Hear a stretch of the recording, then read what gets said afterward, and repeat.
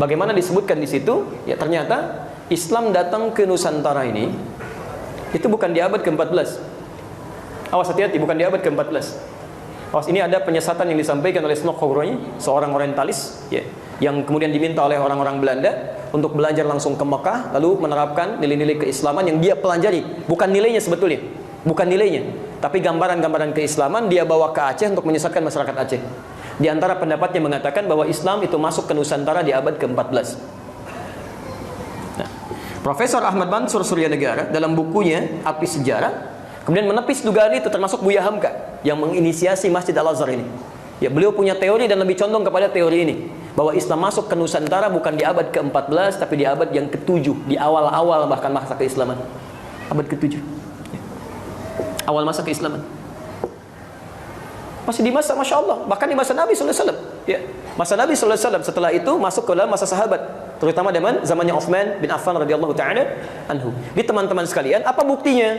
Ternyata di awal-awal abad ke-7 ini telah ditemukan makam seseorang, ya, yang berada di wilayah Baros. Ya, Baros 414 km dari kota Medan ke arah Tapanuli ke sana. Ya, namanya Syekh Makauddin. Syekh Makauddin ini ditemukan di situ, ya, bertuliskan lisannya berbahasa Arab dan dia Muslim. Beliau Muslim.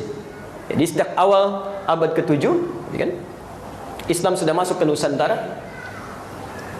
Kemudian terjadi penyebaran sampai perkembangan Islamnya menghasilkan kerajaan Islam. Kerajaan Islam itulah yang masuk di abad ke-14.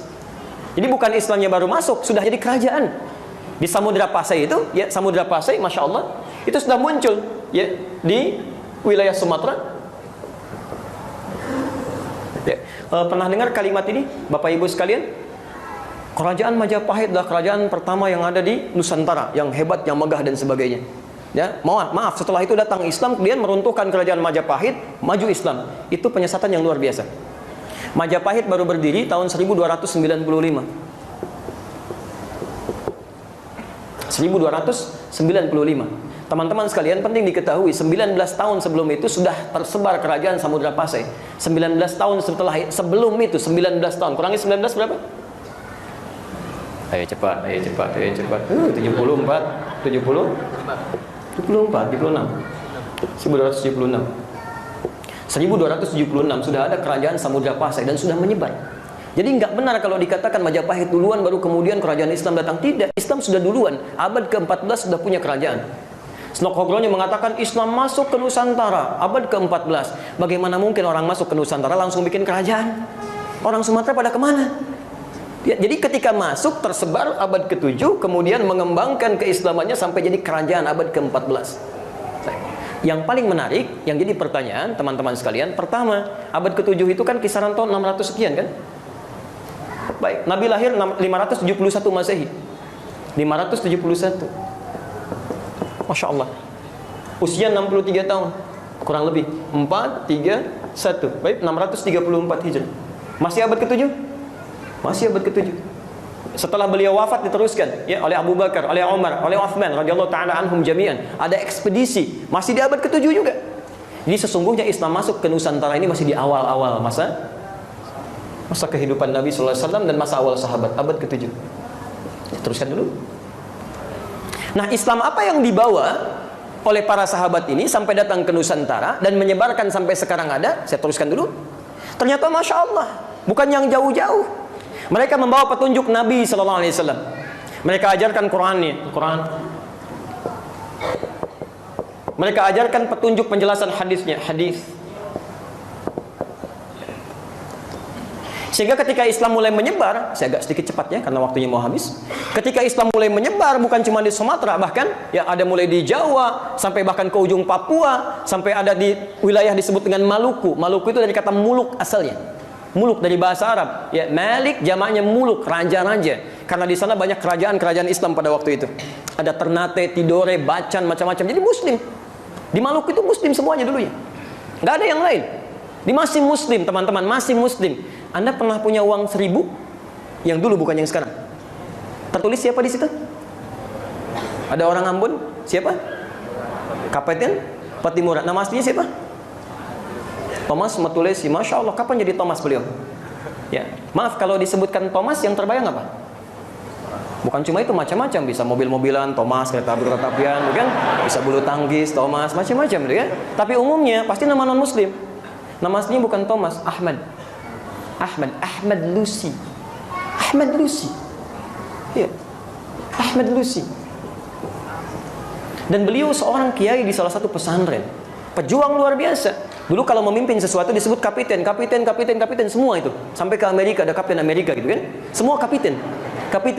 Patimura, asalnya namanya Ahmad Lucy. Entah kenapa tiba-tiba berubah jadi Thomas Matulesi. Ada yang salah di situ.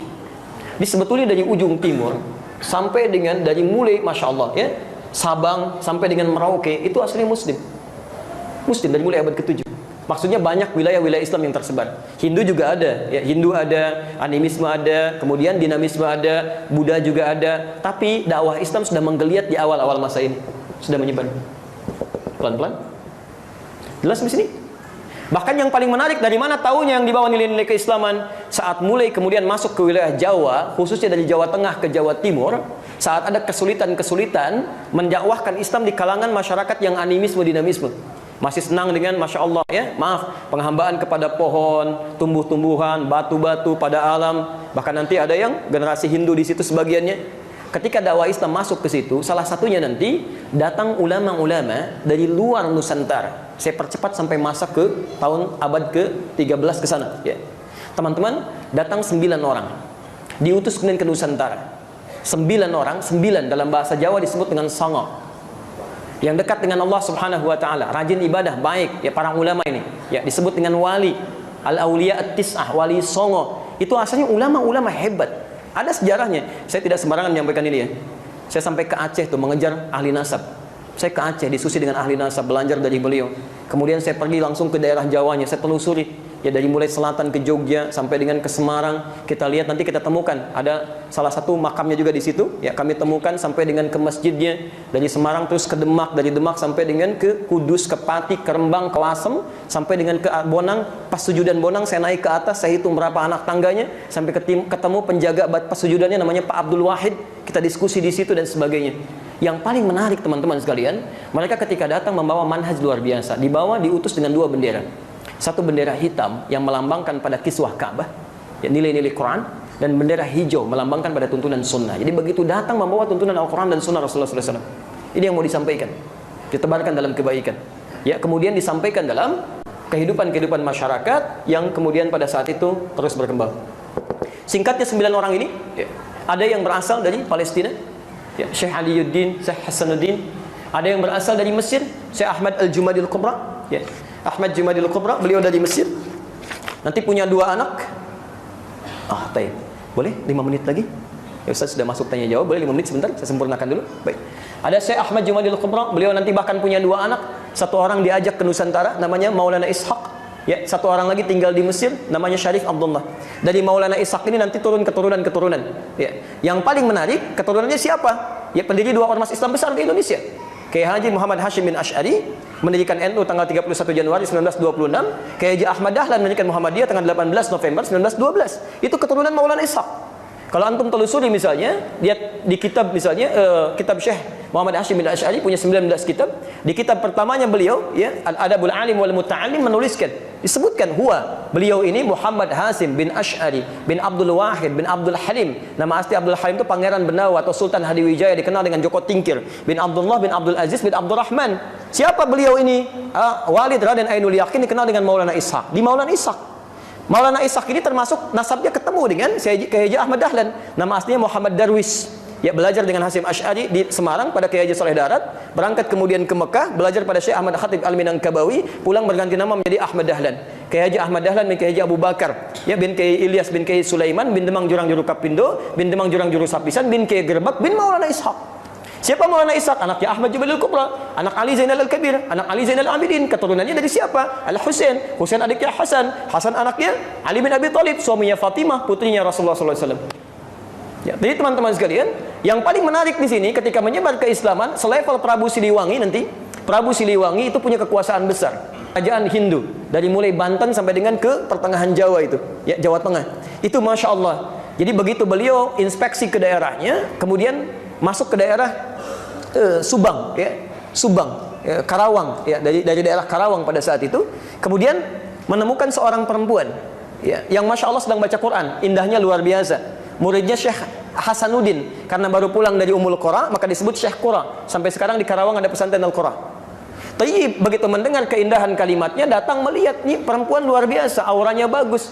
Namanya Nyai Subang Larang, ya, Nyai Subang Larang. Tiba-tiba dinikahi beliau ini, ya, dengan syarat masuk Islam Prabu Siliwangi. Tahun 1423 melahirkan anak, ya, anaknya dikenal dengan Walang Sungsang. Ya, yang kedua nanti 1426 lahir anak kedua Rara Santang, dan yang ketiga 1427 lahir anak ketiga namanya Raja Sengara. Semuanya masuk Islam.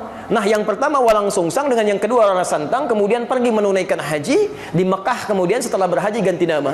Yang satu jadi Abdullah Iman, yang satu jadi Syarifah Mudaim. Saat akan pulang ketemu dengan anaknya Ahmad Jumadil Kubra yang kedua yang dari Mesir sedang haji. Tayyib, namanya Syarif Abdullah. Dilamar kemudian Syarifah Mudaim lewat kakaknya Abdullah Iman, dinikahkan di situ, nggak ikut pulang ke Nusantara. Beliau kemudian ikut ke Mesir. Tinggal selama 20 tahun, melahirkan anak bernama Syarif Hidayatullah. Ini yang kemudian pulang tengok kakaknya yang punya kekuasaan di wilayah Gunung Jati sampai diberikan gelar Sunan Gunung Jati pada saat itu. Jadi banyak ulama-ulama Islam menyebarkan di keislaman sampai ke kita. Yang Anda mesti tahu, maaf ya, nilai keislamannya sangat indah. Banyak kerajaan-kerajaan sampai ke Eropa, sampai luar biasa dan sejahtera semuanya. Nusantara sejahtera.